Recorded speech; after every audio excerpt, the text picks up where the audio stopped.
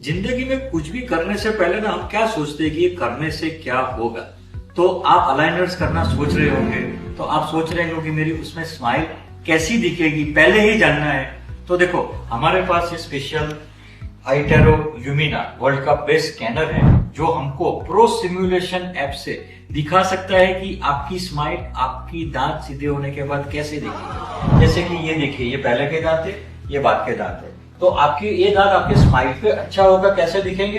तो देखिए ये आपको दिखा, तो पहले से ही पता चलेगा कि ये आपके दांत ठीक नहीं है, लेकिन ठीक होने के बाद आप ही के फेस पे वो कैसे दिखेंगे और आपको कैसी स्माइल देगी, ये बताने के लिए ना we have come with aligners signature smile days. मतलब आपको ये दिनों में हम फ्री में दिखाएंगे कि आपकी स्माइल करेक्ट होने के बाद आपके फेस पे कैसे दिखेगी। Doctor Harish Mehta, Chandan dental, where else.